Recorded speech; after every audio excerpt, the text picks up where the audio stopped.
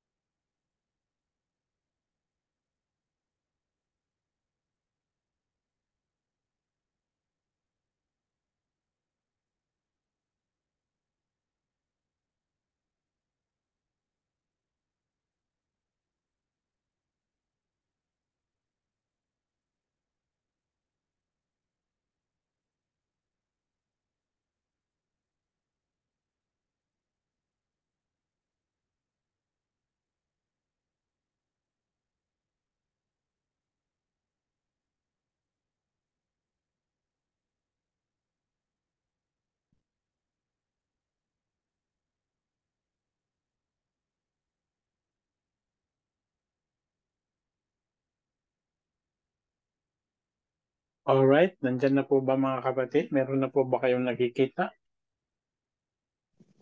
Yes po, Doc.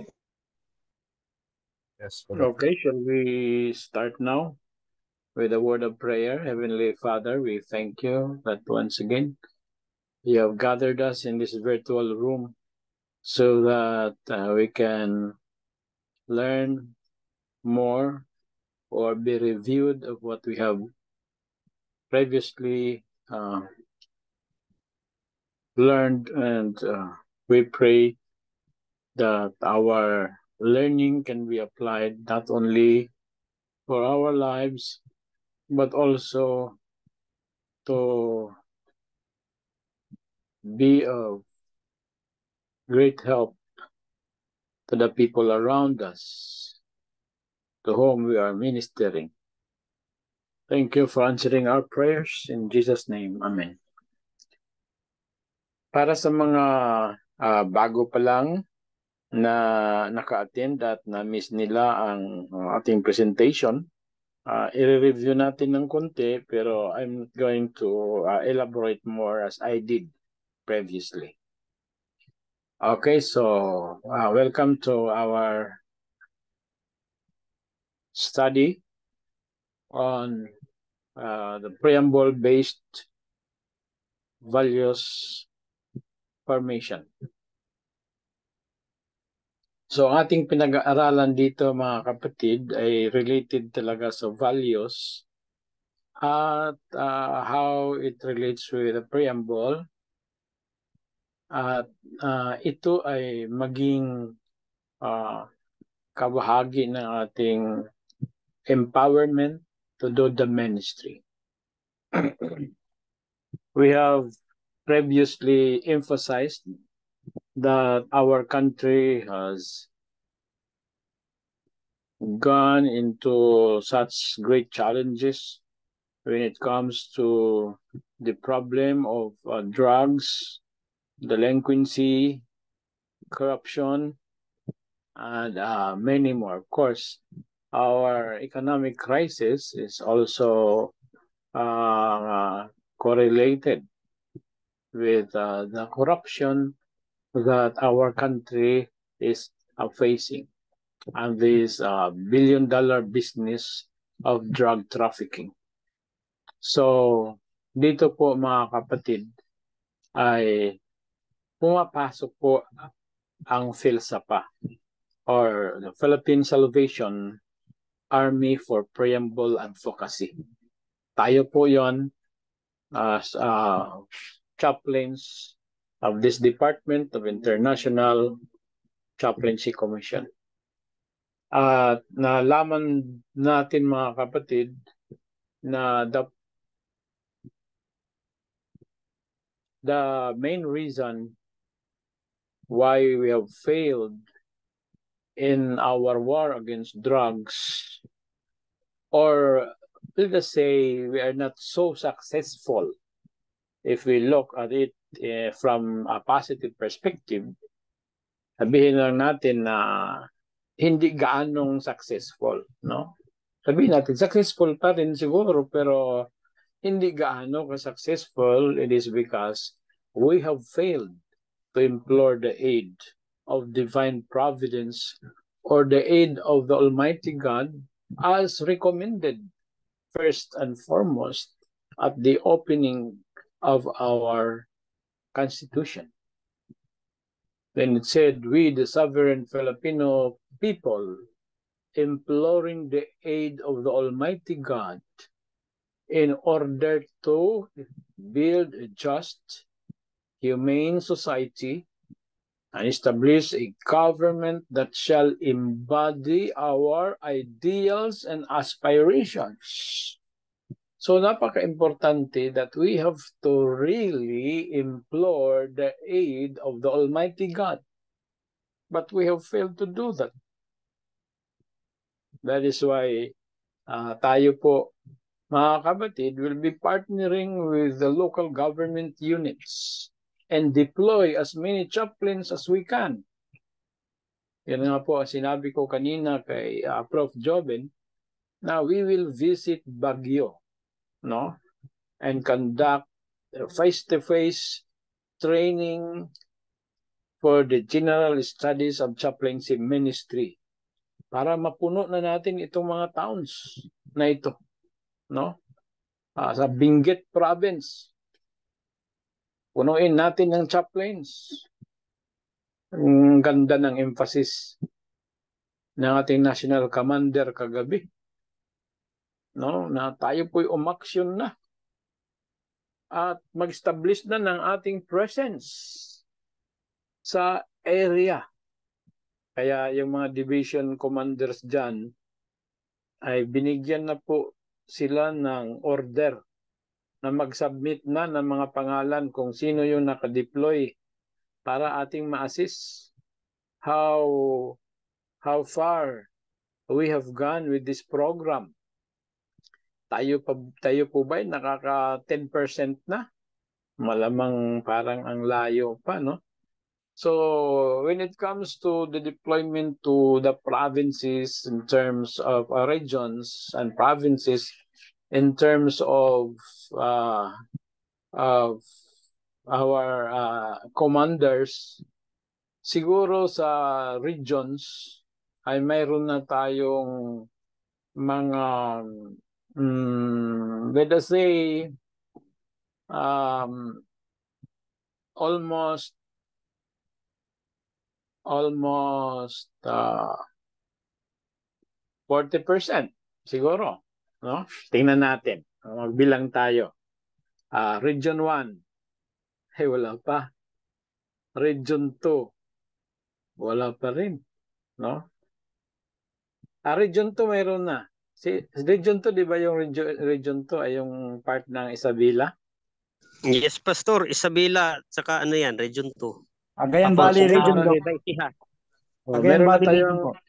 Meron na tayong regional commander dyan, tama? Sino bang Meron regional po, commander dyan? Baka Si Brother ma-replace, hindi Macam ba? mag-aral eh. Si Brother Macam? Hindi. Si Chaplain Israel. Kaya lang po hindi nagtuloy yung schooling eh. Kaya lang nag-quit dahil busy. Baka pwede natin palit si Chaplain Macam. Region Gusto 1, nandyan. No? Sa Region 1, wala pa po tayong regional commander dyan. So Region 2, hindi pa nakapag sabihin natin na automatic resigned na. Kasi nag-quit. Pag mag-quit ka dito, edi resign ka na rin. No? Wala ka ng connection eh. So, Region 2. Region 3, we have Captain Mariano. So, Region 3, meron tayo. Captain Mariano. Sa Region 4A, we have Camacho. Lieutenant Camacho. 4B, we have Lieutenant Bael. Sa regional level ito, mga kapatid. Tapos Region 5, wala. No? Region 6, wala. Meron ba tayo sa Region 6? Parang wala eh. No? Regional Commander sa Region 6, Cebu yan. Cebu or Central Visayas. We have Dr. Rana. Captain Rana, okay? Region 5. So ilan na? Region 3, Region 4, Region 4B. Tapos we have Central Visayas, 4 na. Then Mindanao. Mayroon dyan sa Mindanao, we have mga sa Sibugay Province, meron tayo 2 sa Sibugay Province. Sa Soxargen, meron na tayo. So we have 7. So practically, nakaka 50% na po tayo. Sa mga provinces, wala pa tayong report. Anyway, so yun po ang ating quest, mga kapatid, no? Okay. Mabagal tayo kasi libre eh, no? Mas exciting ang may bayad kaysa libre, no? Parang gusto nila na may bayad yung mga gustong mag-join. Okay, so ito po yung ating tina-target na we can establish presence, no? Because tayo lang po ang mayroong strong, sabihin natin, no, strong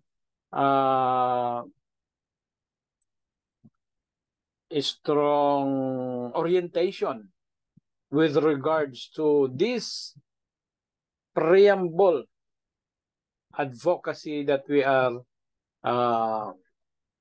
trying to push through. We have to implore the aid of divine providence to build a just and humane society and establish a government that shall embody our ideals and aspirations to promote the common good, conserve and develop our patrimony, and secure to ourselves and our posterity the blessings of independence and democracy under the rule of law and a regime of the truth, justice, freedom, love, equality, and peace. That's why we, the sovereign Filipino people, with this, do ordain and promulgate this Constitution. So again, we have failed to implore the aid of the divine providence, and so we are losing the war. The role of parent educators is very important in the government's moral recovery program. That's why sinusulong po natin, mga kapatid, ang Bible-based character transformation and Christ-centered school-based approach. Ang ganda ng ni Ma'am Leia na nakafocus sa spiritual growth, support sa spiritual growth ng mga faculty at mga estudyante. Yung chaplaincy program. Wow! Dito na naman, mga kapatid, ang laki na naman ng challenge. Hindi pa nga natin napupuno yung regional. Malayong-malayo pa tayo sa provincial. Ilang percent pa lang? 2%. Sa municipal, layo pa rin eh. No, kasi yun po, nagdidepende po yun sa ating ability to recruit more or to invite more, to invite pa more. No? Kaya gagawa tayo ng separate link para sa another venture na naman for CCC 100. No? Hindi mix doon sa ating yung parang yung para continuous kasi sa ngayon kasi tinigil na natin yung recruitment kasi huli na sila eh. Yung iba tumigil na. Kasi pag bumalik sila malayo na eh, no? So dapat ang ating CCC 100 ay continuous, no? Ang cycle. So, siguro every month magpapasimula tayo ng isang grupo para ma-sustain natin ang pagpasok ng mga chaplains. Kasi pag natapos nila yung CC 100 at CC 200, pwede natin silang i-deputize mga kapatid kasi alam na nila kung anong kalakaran ng chaplaincy at alam na nila kung bakit binibigyan natin na sila ng isang napakagandang career path, no? Both in ranking and in designations. Okay. So, yun po ang dapat buhayin natin palagi mga kapatid at panatilihing buhay. Invite pa more, no? Kasi po, bubukas po tayo ng monthly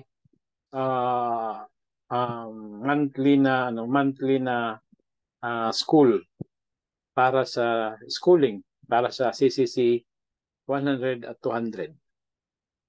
So, dahil napakalaki po ng challenge, no? Yung sinasabi nating school-based approach ay grabe. Ilang universities mga kapatid, no? Ilang universities, ilang colleges, no? Huwag nating isipin na ang ating poprovidean ng chaplaincy lang ay yung Adventist schools lang, no? So that's too exclusive. We must be inclusive. Hindi yung exclusive lang tayo, no? That's limiting, no, our outreach program. Pag ganun ang ating kaisipan, ay baka di pa darating ang Panginoon nito, no? Kasi ang pagdating ng Panginoon is dependent upon the proclamation of the eternal gospel in connection with Matthew 24:14. Alam niyo mga kapatid, that is connected with Revelation chapter 14 verse 6. I saw another angel flying in the mid-air, having the everlasting gospel. No? Yung tinatawag natin na Evangelion, no? Ionion, Evangelion. Yung din ang gospel na sinasabi sa Matthew 24:14 na yung Evangelion, no? Yung gospel of the kingdom shall be preached into all the world as a witness unto all nations, and then the end will come. The end, the coming of Jesus Christ is dependent upon the full proclamation of the gospel of the kingdom. At ito pong chaplaincy is the best approach para tayo po'y makapagbukas.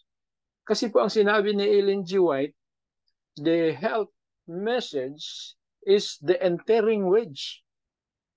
Ang chaplaincy mga kapatid is a health message because that is directly ministering to the mental health of the people around us. Sobra po tayo nakapokus sa physical health. Pero yung mental health, napabayaan natin.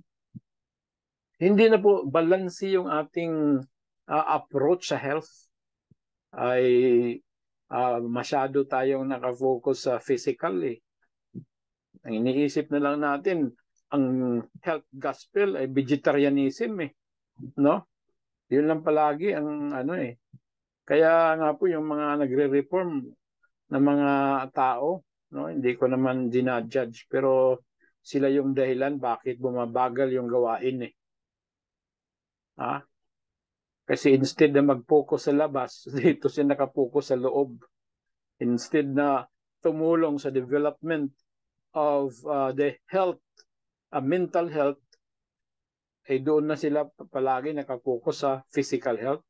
Samantalang ang totoong gira, no, ang totoong battle is not sa physical, kundi sa mental, mga kapatid. The fight is in the mind. Wala po sa physical. Kasi itong physical ay talagang sa Bisaya pa madunuton, no? But if you win the battle in the mind, kahit sira ang katawan mo, mapapanugumpayan mo ang giyera, ang laban, because the laban is not about physical, it's about mental. The great controversy is taking place not outside but in the mind, because the fight between good and evil, the fight between truth and error is in the mind.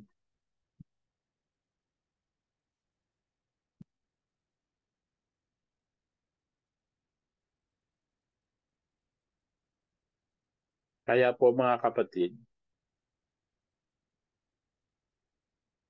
sinabi ni Ellen G. White, true success in soul winning is chaplaincy. To make it a shortcut, no? Christ's method alone will give us success in soul winning, and that method is chaplaincy. Why? Our ministry of chaplaincy is a holistic ministry. It caters the need of the mind. It also caters the need of the physical. Bakit? Kaya nga po, ito yung chaplaincy na mayroong livelihood program eh. Yung mga chaplaincy dyan, hindi naman natin hindi naman natin ginajudge. Okay naman din. Pero nakapokus lang sila sa preaching eh. No? Pero ang chaplaincy natin is holistic. At mayroon tayong livelihood program. Kasi po pag ikaw ay chaplain, wala kang livelihood program, paano ka makapagbigay ng totoong suporta? Ay ang presence ka lang, no? Presence, di dalawa kayong nagutom dyan, yung client mo at ikaw ay gutom, ang resulta. So there will also be support, and that support includes the livelihood program. Bakit? It affects the mind. Ano po bang number one stressor ngayon? Di ba pera? Hindi po ba mai-stress ka kung wala ka ng pera? Mag-iisip na yung client mo, ay, saan naman ako mamaya bukas? Parang isang kilo na lang yung bigas ko dyan. Wala pang sahod, o kung walang mapagkukunan ng perang pambili ng bigas, no? Yun, number one stressor, pera eh. Say for example, dumating na yung bill, mapuputulan ka ng kuryente, mapuputulan ka na ng okay lang kung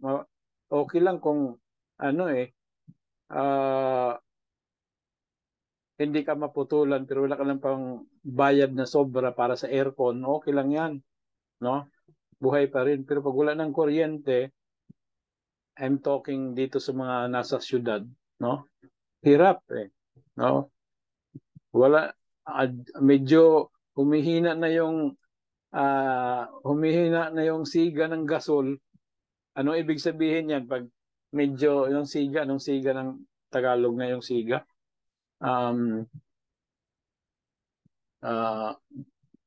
Hindi ko malala eh, no? Basta apoy, sabihin natin, humihina na yung apoy sa gasol, tapos pag hinahawakan mo yung tanke, medyo magaan na, at alam mo naman tig 1,000 na yun ang gasol ngayon eh, no? at wala kang nakikita na expect, may pira ka naman, 200 lang, 300, mag-iisip ka na, naku, pag nawala yung nang wala yung gas, paano ko makakasaing nito eh? Wala namang panggatong dito eh. Buta kong probinsya ito, no?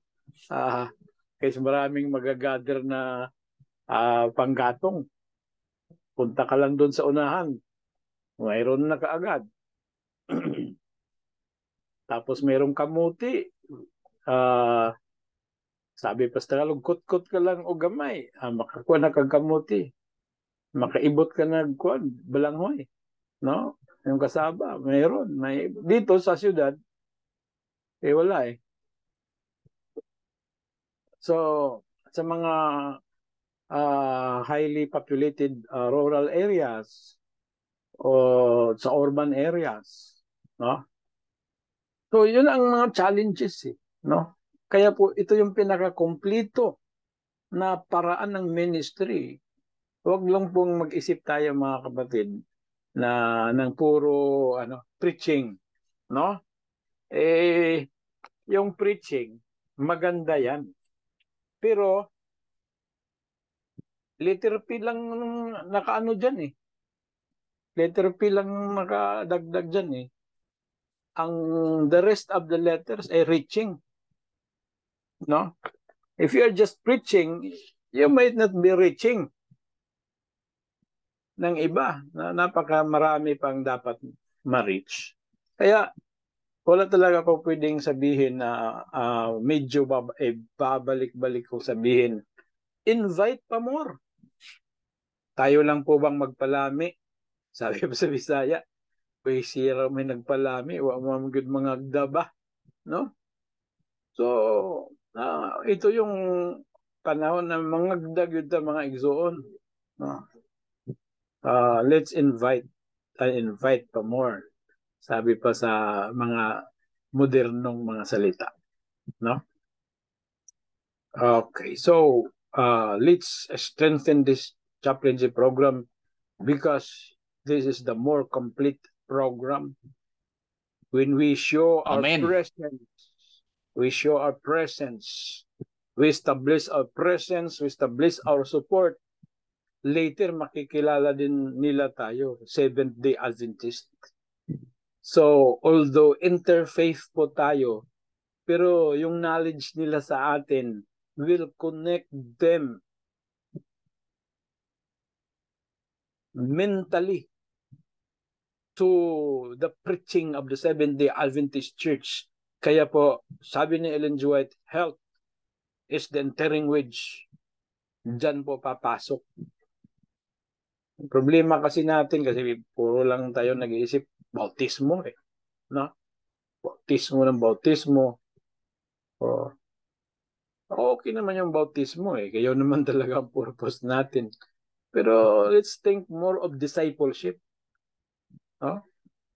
Para yung ating para mabawas-bawasan yung problema ni Doc Laig sa newly baptized na walang insaktong doktrina. Nandiyan ba si Doc Laig? Parang wala na namang signal, no? Okay. Andito na po, Doc. Andito na po. Nandiyan ba? Yun. Nang problema natin, puro lang tayo bautismo ang iniisip eh. No? Kaya iniisip natin, no? Harvest. Isip tayo ng harvest. Wala naman tayong sowing eh. No? Sowing. Ang malaking sowing na ginagawa ay yung mga evangelicals, other churches. No? Sowing sila ng sowing, tayo naman ang taga-harvest. Okay lang yan. Okay lang din yan kasi nasa sinabi naman na sinabi naman din yan ng Panginoon, no? Na you will be harvesting that which hindi ka nagpugas, no? Okay lang. But how much more kung we do the sowing, no? Chaplaincy is sowing time. Then, sabi pa nga, cast thy bread upon the waters. for you shall find it after many days. Okay. So, let's move on. Parang title pa lang yung nandito no? Okay. So, dito mga kapatid, no? We're still building on nothing matters greater than the value of a spirit-filled life. Kasi po ito po ang kinakailangan ng ating gobyerno ngayon, an engine that will overhaul the system and transform the character of educators and public servants as a whole to be Christ-like and in harmony with God's universal law of love. Kristo po muna. Ma-feel nila na Jesus is there because we establish our presence. Mayroong nag-care sa kanila. Then, saka pa sila maging ready sa law of love ng ating Panginoon. Again, this is spiritual values. Sa Philippine Constitution, na-discuss na natin about the family life, about the youth, no? Tapos na natin ito. Okay. So, Article 2, Section 13, the state recognizes the vital role of youth in nation building and shall promote and protect their physical, moral, spiritual, intellectual, and social well-being. Just imagine that, no? Kaya spiritual values formation ay napaka-importante na emphasis. Religion shall be taught in schools. So imagine, no? Gusto kong imbitahin kayo, imagine, chaplains in every school, no? Kaya hindi naman pwedeng maging chaplain kung hindi mag-training. Training talaga. At hindi naman wala naman training kung wala na i-invite, invite talaga. No? Wag nating sarilinin lang ang ating knowledge, mga kapatid. Because di ba nagpadala ako ng video about the predicted lack of workers. No?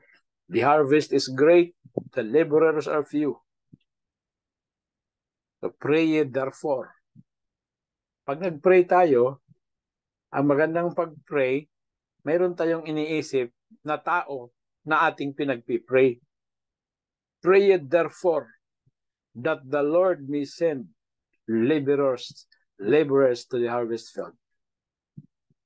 Kaya nasa prayer list mo, ito po si kapatid na personal ministry coordinator.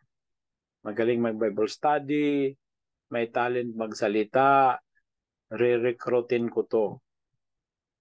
Ito si Master Guide Director, teacher, mayroong gift of communication, may leadership, pwede ko itong i-deputize as district commander, re-recruitin ko to. Ito po si church school teacher, may spirit of volunteerism, potential, teacher no? So nakakapagturo, re-recruitin ko ito. Lord, ito pong mga tao ito, kailangan mo ito sa gawain. Maunawaan nila kung ano ang kahalagahan ng chaplaincy. Okay, ngayong Sabado, magpo-promote ako about chaplaincy. Pag-promote mo, isuot mo yung uniform mo, no? Tapos birada ka. Bakit nangangailangan ng chaplain? Ilahad mo yung challenge sa buong Pilipinas. Regions, provinces, towns, districts. Kahit hindi na yung barangays, pero later na lang yun. Districts, colleges, universities, etc. That challenge is great. The laborers are few. Sino ang gustong bumalik ng Panginoon? Ito po yung ministry na napaka-effective po. The chaplaincy ministry. Hindi lang ito priso-priso, mga kapatid. Hindi lang po ito pagdadalaw sa bilangguan. Kasi there are still many people, the neglected ones in the university, etc. Yan. Mga birada, mga kapatid, no? So,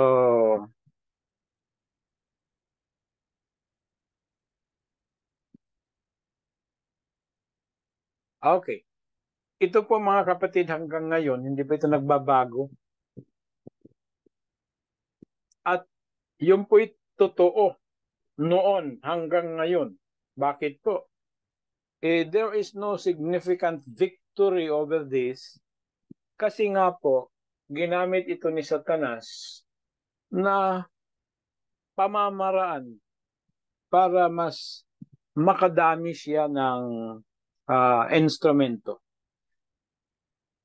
Hindi po itong Federal Bureau of Investigation yung result ng kanilang pag-aaral na pinangunahan ni J. Edgar Hoover. Number one reason bakit ang mga kabataan ay nanululong sa problema ng drugs at delinquency, it is because of television. At ang television, na-reinforce pa ito mga kapatid, dahil noon nga lang na television pa lang, mas lalo na ngayon na mayroon ng social media. Ang Netflix at iba pang mga Flix-like na mga nandyan lang, no? At the end of your fingertips, YouTube, nandyan. So, yun po, mas lalong, paano bababa? Yun pa rin ang pinaka number one, no? At kasama na dyan ang sabihin na lang natin mga kapatid, the media, no? Social media, print media, no? Print media like yung mga tabloids at mga magazines, no? So, isama na natin dyan sa kategory of entertainment. Number 2, association. Sa modern terminology, ang tawag nito mga kapatid, peer pressure. No, peer pressure. Ganun pa rin. The pressure is still strong. No? Ito po yung mga reasons. At ang pangatlo mga kapatid is of course nanatili pa rin. At para sa akin, ito yung pinaka-main na cause. Bakit ang tao ay nalululong sa problema ng droga, delinquency, and go into corruption, a lack of spiritual training in the home. Okay. Hindi naman na walang spiritual training, no? Mayroon. Lack. Kulang nga lang, no? Lack of spiritual training in the home. Hindi po sa school, hindi po sa church. Ang sabi po, in the home. Yun po ang mga tatlong unahin natin itong television, no? Di po ba? Marami ngayon, mga nanay, no? Kasi siyempre, ang tatay nandun na sa trabaho, nanay, busy. Pag naglaba, bubuksan ang television, siya na ang yaya, no? Ang television na pong nagiging yaya, no? Sa bata. So, siya nang lalaba, nagtatrabaho para hindi maano yung bata ay ginagawa. Buksan ang television, doon nakakita ang mga bata ng kung ano-anong mga influensya. Alam niyo ba na sa pag-aaral mga kapatid, pag edad ng 18 ng bata, he has watched TV for 22,000 hours while he has attended school for only 10,000 hours. How much is the difference that is a difference of 12,000 hours of influence or TV influence over the influence of the school. Eh di, sinong panalo? Di ba? Kung sino yung may pinakamaraming panahon to influence, yun ang panalo. So, yun po ang impact ng television sa pag-aaral ng FBI in the leadership of J. Edgar Hoover at that time, which I believe it's still true in our time. Mas lalo na nga ngayon na hindi lang po TV, cellphone, etc. No? Mas media na po kasi. Number 2, hindi natin habaan, no? Association. Yung sinasabi kong peer pressure. Alam niyo ba mga kapatid that study shows 90% give in to peer pressure. Ilan? Ang nagpapadala ng kanilang mga barkada? 90% of our teenagers. No? At ito yung matindi mga kapatid.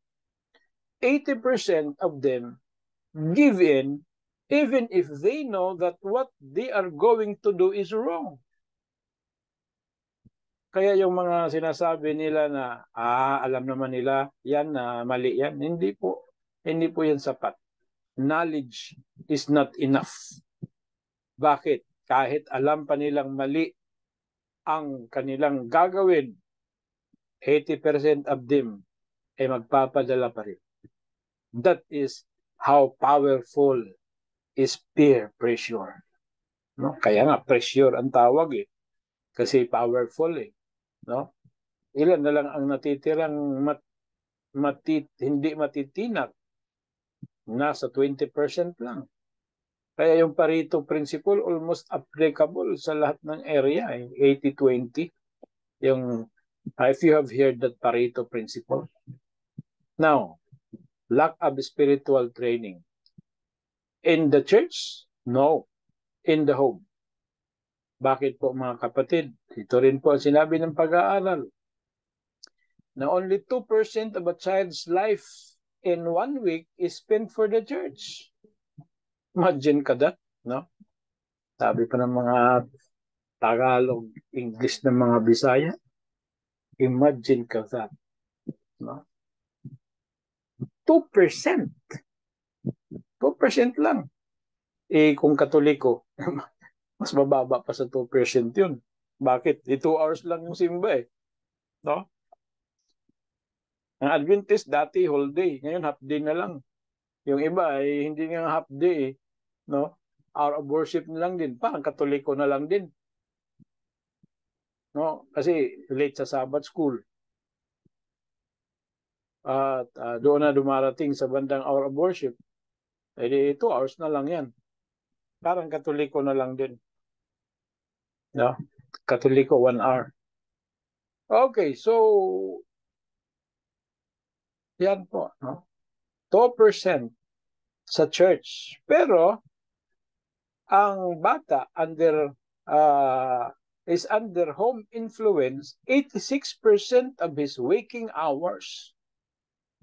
Ulitin ko. 86% of his waking hours under home influence po siya. Kaya napakalaki po ng role ng home influence. Okay. Pagtama po ang home influence. Kaya it's a big deal sa atin mga kapatid. Okay. Television, association, lack of spiritual training. Ito po yung ating tanong.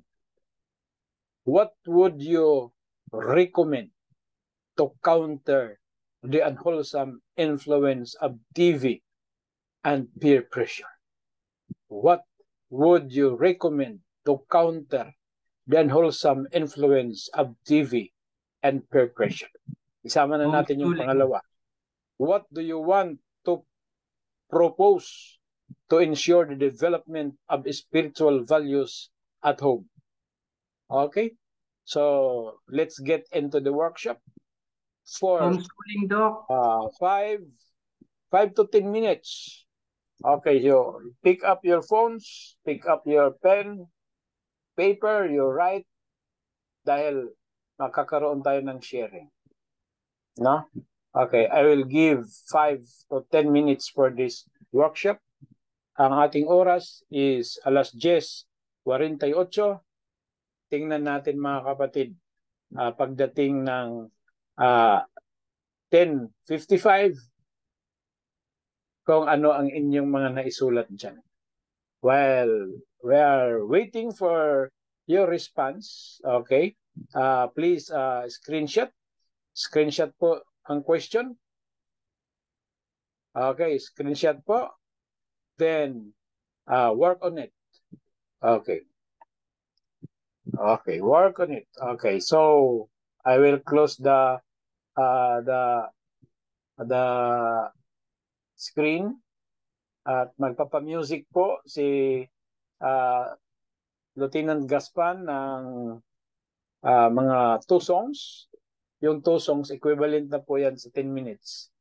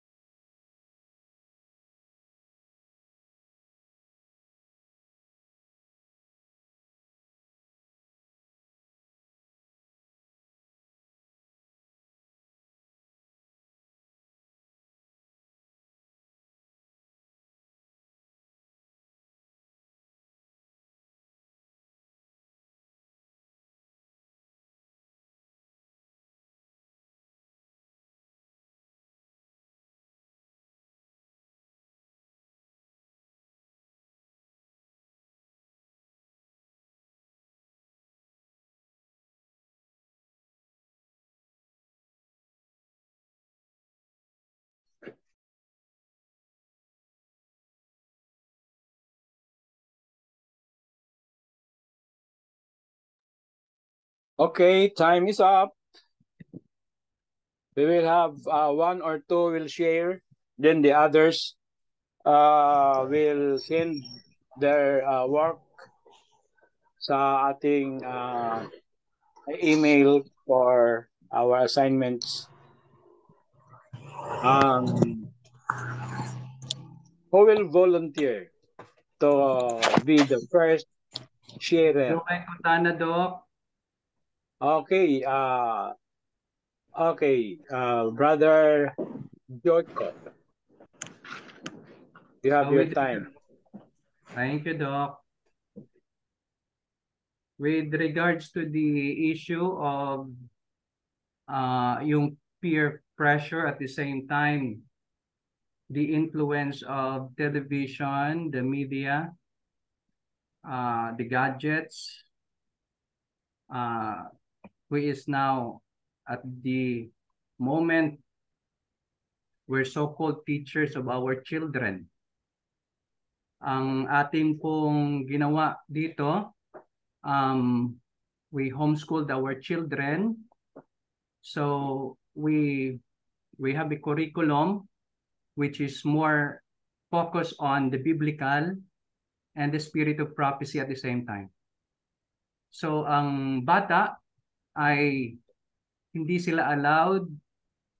There were just a particular time for them to use their gadgets like cell phones, tablets, but most of the time they were taught of the biblical principles, at the same time yung spirit of prophecy. We're training them for missionary lifestyle so that when they grow up, they will choose to become servants of Jesus Christ, disciples of Jesus Christ. So yun po ang ating ginagawa ngayon right now, Doc, sa ating family. We're practicing homeschooling. So that is your particular recommendation, no? Because the question is, what would you recommend to counter the unwholesome influence of TV and peer pressure? Paano mo ika-counter yung unwholesome influence? So you put it into writing and submit para ma-consolidate natin lahat ng mga sagot at yung hindi duplicated or yung duplicated ay i-merge natin para magka-come up tayo ng ng mga malakas na steps in order to solve or to counter this root causes of the problem. So thank you very much. For question number 2, ano ang nasasabi mo?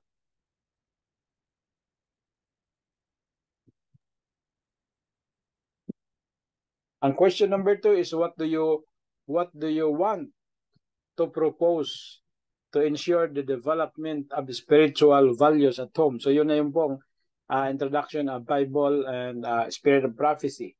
Okay. So another sharer.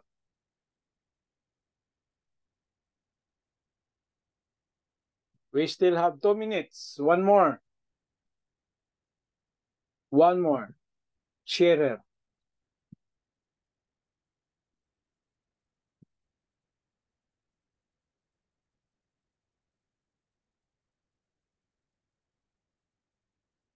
So wala na po, no? So thank you very much, Brother Tana, for that great sharing. So for the 2 questions, ang na-share po sa atin mga kapatid is homeschooling has been recommended with Bible and spirit of prophecy as part of the curriculum sa ating mga kabataan. Okay din yung homeschooling kasi tipid eh. Walang baon. No, hindi na kailangan na magbaon. Kulang ng risk dahil hindi na magta-travel. Wala nang gastos din sa pamasahe. So, maganda ang homeschooling. Basta maganda rin ang curriculum. At saka well-attended po yung education ng mga bata using the correspondence. Yung mga missionaries sa ako'y nag-aaral pa noon, yung mga missionaries from America, yung mga bata nila, homeschooling. Sila ay nag-aaral under sa Home Study Institute. Kasi ang ating denomination, mga kapatid, mayroong Home Study Institute or the so-called HSI. No? Kompleto po yun sa curriculum, kompleto sa mga subjects, mula kinder hanggang high school. Okay. So, ang parents, mayroon din silang guide kung paano nila i-guide ang mga bata. So, nakaka-graduate sila sa isang accredited school na tinatawag nating HSI or Home Study Institute operated by the Seventh Adventist Church para sa mga missionaries, children ng mga kabataan. Children ng mga kabataan, children ng mga missionaries. So, it's 11 o'clock. We'll have 2 to 3 minutes break while we are waiting for the next professor sa ating CCC 700, Professor Chaplain Captain